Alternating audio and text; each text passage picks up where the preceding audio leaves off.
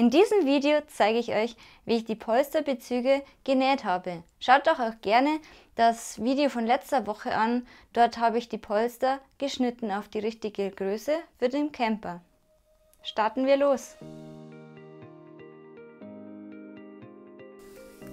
Für den Polsterbezug habe ich mir die Länge und die Breite des Schaumstoffs gemessen.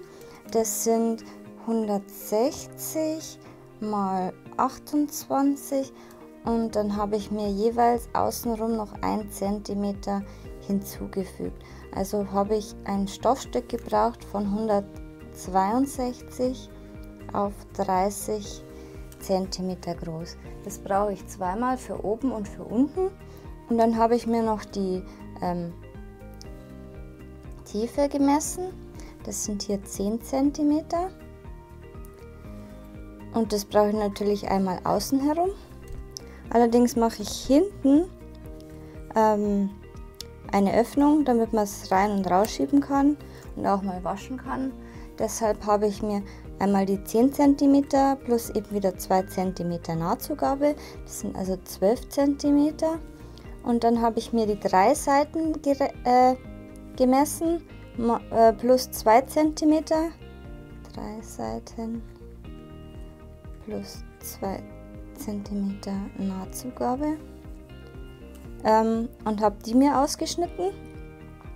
Habe das allerdings ein bisschen länger geschnitten, weil man kann sich ja mal vermessen und abschneiden ist leichter wie zu wenig haben und dann stückeln, und das sieht dann auch nicht so gut aus.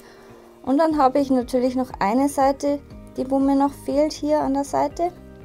Die habe ich auch gemessen, das sind eben diese 28 plus 2 sind 30 mal diese 10 plus 2 sind 12 cm. Die schneide ich mir allerdings zweimal zurecht, weil ich ja eine Überlappung brauche. Genau, das werdet ihr aber später sehen. Und dann braucht ihr aber noch dazu Druckknöpfe. Natürlich könnte man es auch mit einem Reißverschluss machen, wäre wahrscheinlich schöner. Kostet natürlich auch mehr. Und Druckknöpfe habe ich jetzt einfach daheim und darum mache ich es so. Genau, hier sieht man diesen Streifen für die Seite und den Streifen für die Seite mit der Überlappung, den ich zweimal zugeschnitten habe. Jetzt versäubern wir das Ganze. Das kann man, wie man hier sieht, mit einem Zickzackstich machen, wenn ihr eine normale Nähmaschine habt. Ich mache es aber gleich jetzt mit der Overlock, weil es einfach schöner aussieht und ich einfach eine da habe. Was ich vorher nicht gesagt habe, ich habe mir hier noch Streifen zugeschnitten. Die mache ich mir an eine Seite hin, damit ich, wenn ich fahre, die irgendwo festbinden kann. Wo genau, weiß ich noch nicht. Aber dann habe ich einfach so Schlaufen und dann habe ich überall die Möglichkeit, mir da was zu basteln, um die festzumachen.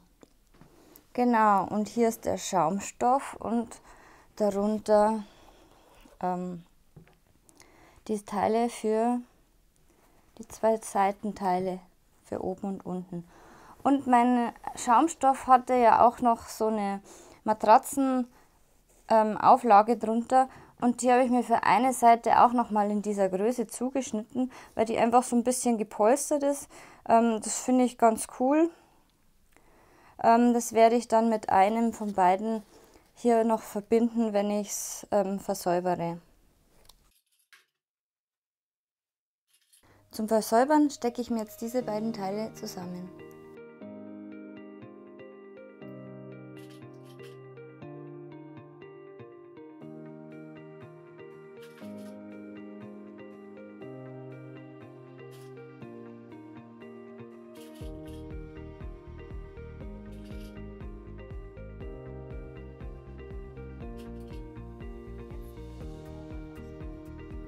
Dann versäubere ich einmal außen herum. Das mache ich natürlich mit allen Teilen.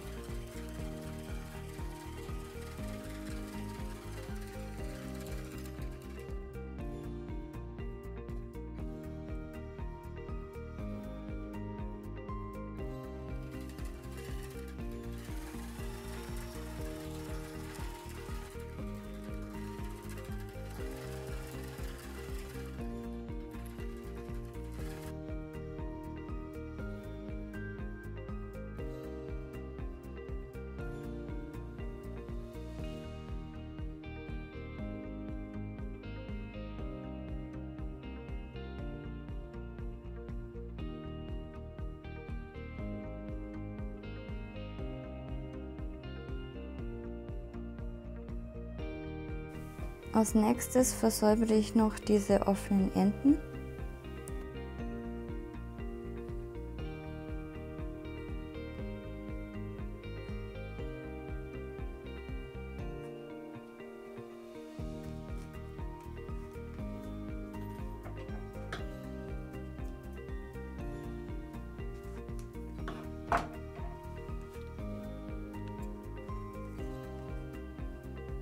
Übrigens bei dem zweilagigen Ding kann man das hier durch die beiden Lagen durchstechen und dann sieht man diese versäuberte Naht gar nicht mehr.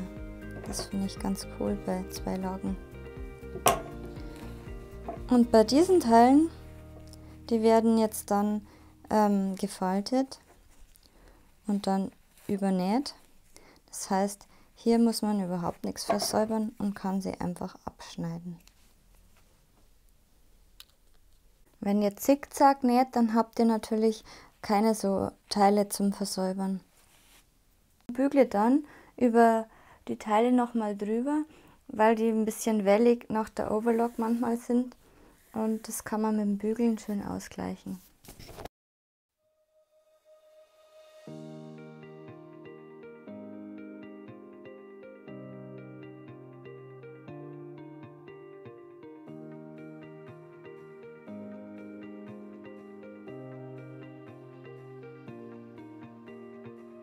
Als nächstes biege ich mir jetzt hier ca. 3,5 cm um. Das messe ich mir natürlich. Passt auch gleich. Und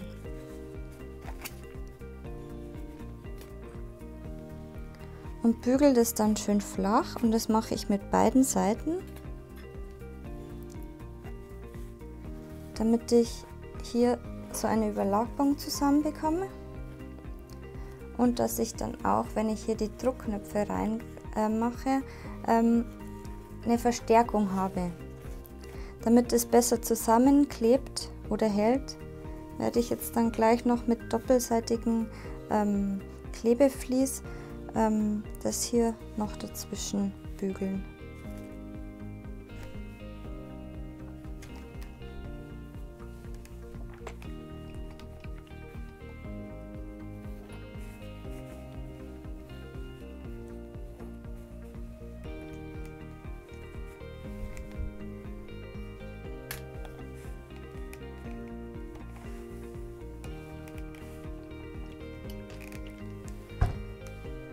Dieses Klebevlies braucht man aber nicht unbedingt.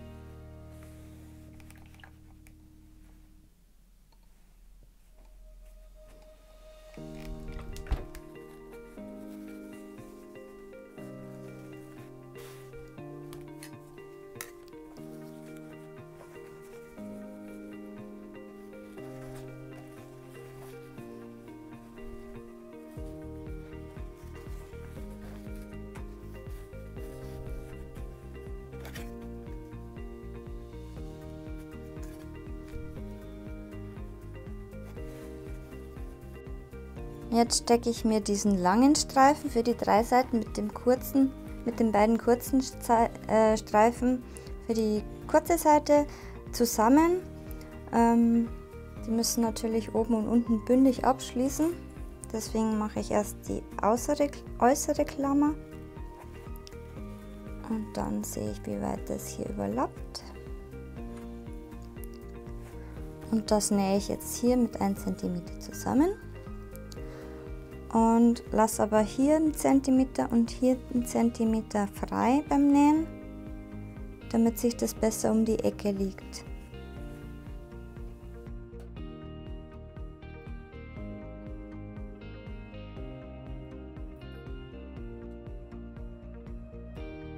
Verriegle beim Nähen den Nahtanfang und das Nahtende.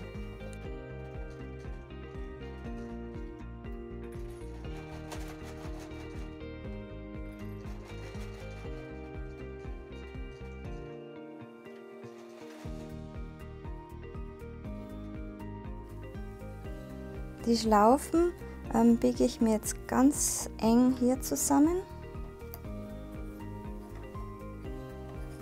und dann auf der anderen Seite und dann nochmal hier.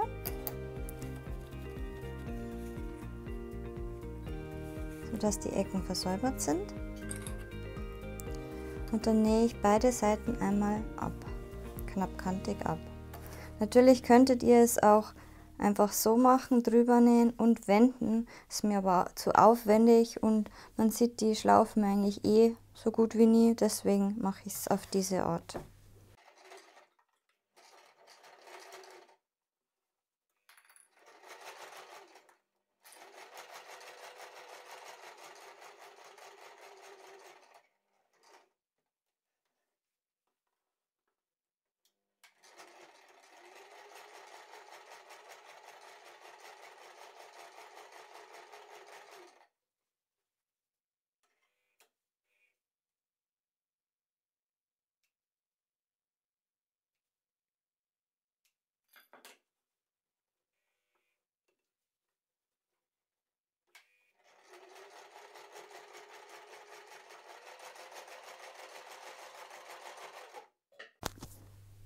Als nächstes stecke ich mir jetzt das gepolsterte Teil, also das Oberteil, mit dem Seitenteil zusammen.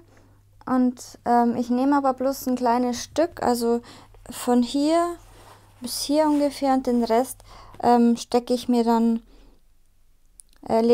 beim Nähen selber zusammen, weil es um die Ecken da leichter geht. Das zeige ich euch aber gleich.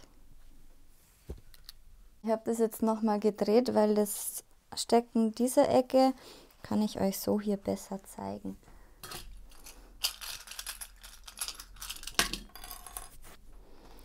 Und zwar mache ich jetzt hier Ecke auf Ecke, stecke mir eine Klammer und hier genauso. Und beim Nähen biegen wir uns die Nahtzugabe jeweils um.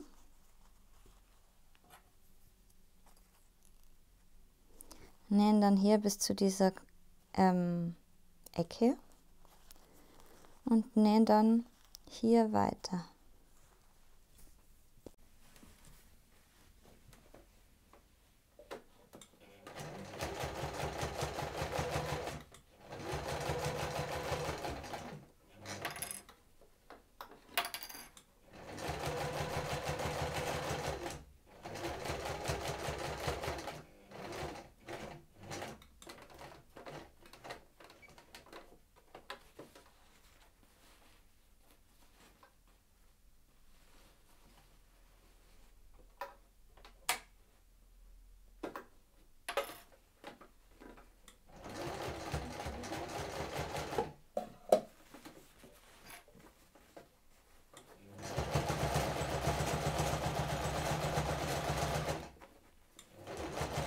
An der nächsten Kante angekommen, steche ich mit der Nadel ein, hebe den Fuß, schneide mit der Schere bis kurz vor die Naht ein,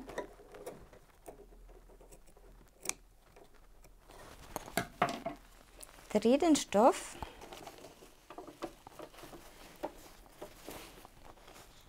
dass er hier wieder parallel liegt und hier keine Falten bildet.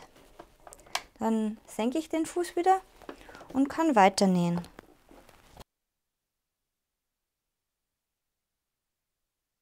Was ich vergessen hatte zur Ecke zu sagen, also ihr näht quasi die Kante bis 1 cm hier, also 1 cm vorher hört ihr auf und dann stecht ihr mit der Nadel ein. Wie schon erwähnt, habe ich den Streifen etwas länger gemacht, weil ich einfach Angst hatte, dass ich mich irgendwie vermesse, und abschneiden kann man immer noch. Deshalb habe ich jetzt bis fast zum Ende genäht und kann jetzt hier den Streifen genau auf Maß abschneiden.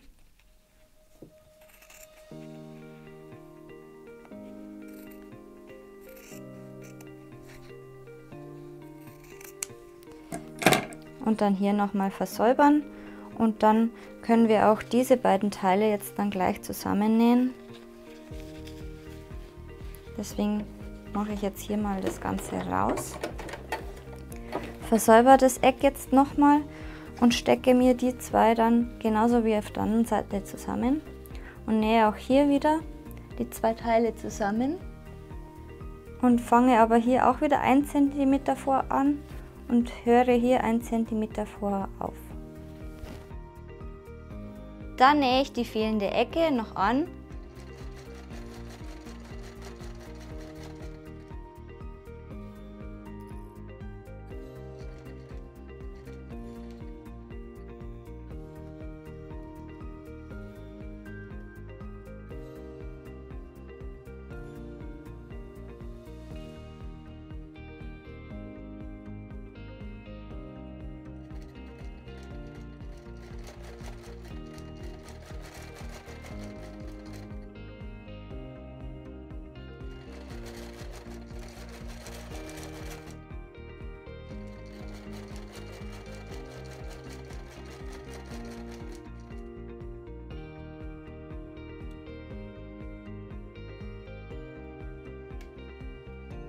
Und schließe die Naht.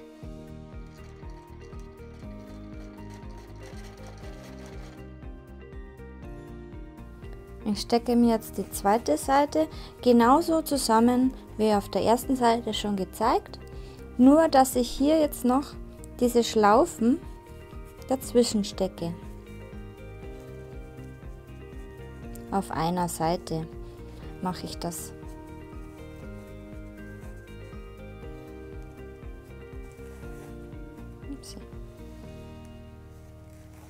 Und das mache ich jetzt hier entlang, 4 Stück, und dann nähe ich einmal außen herum.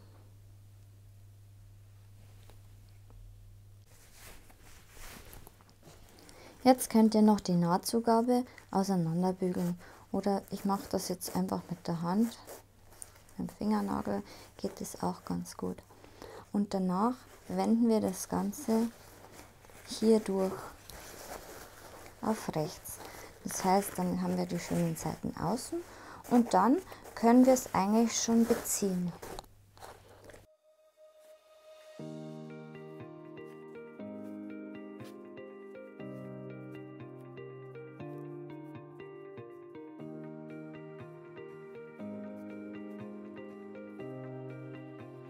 Formt euch nach dem Wenden noch die Ecken schön aus.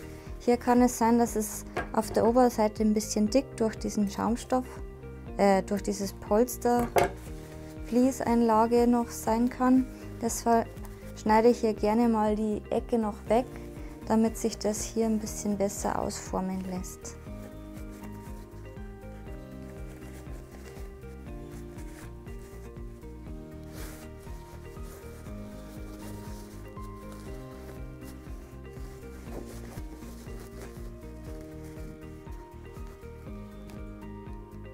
Jetzt versuche ich hier das Polster reinzubekommen.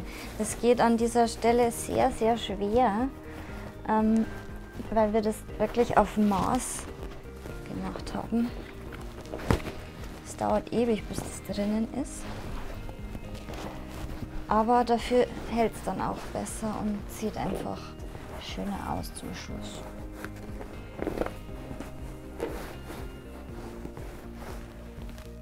Ich zeige euch das jetzt, wenn ich es angezogen habe, weil das dauert jetzt ein bisschen. So, zum Schluss müssen jetzt nur noch die Druckknöpfe rein. Ich habe hier so nähfreie, das heißt, die werden einfach nur mit so einer Zange befestigt. Ich habe mir jetzt einfach das mal zugesteckt, wie ich es ungefähr haben will. Und jetzt werde ich, einen habe ich ja schon, und jetzt werde ich nochmal 2 dazu machen.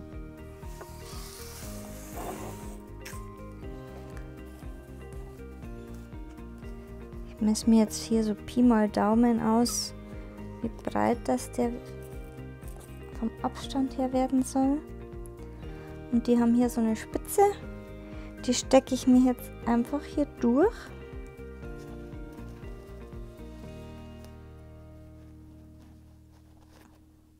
Und stecke mir das Gegenteil drauf. Und dann nimmt man die Zange Ist aber auch bei der Beschreibung alles beschrieben, wie das geht. Zwischen diese zwei Teile. Ups, irgendwie komme ich gerade nicht hin. So. Und drückt es zusammen. Und dann ist dieser Kopf hier flach und dann ist der Knopf auch fixiert. Dann ermittle ich noch auf der anderen Seite, wo der Knopf hingehört. Ungefähr hier. Steche mir wieder ein Loch durch. So, jetzt finde ich es nicht mehr. Vorführeffekt. Hier ist das Loch. Kann man auch mit der Ahle machen oder eben mit dieser Spitze. Steck mir wieder diesen Knopf durch.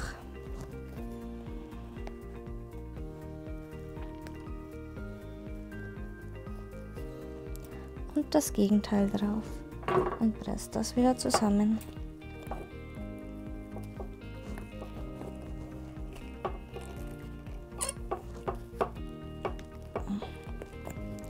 Dann ist wieder der Kopf eingedrückt und jetzt sollten die zusammenpassen. So. Und so mache ich es auch mit dem letzten und dann ist unser Teil eigentlich fertig.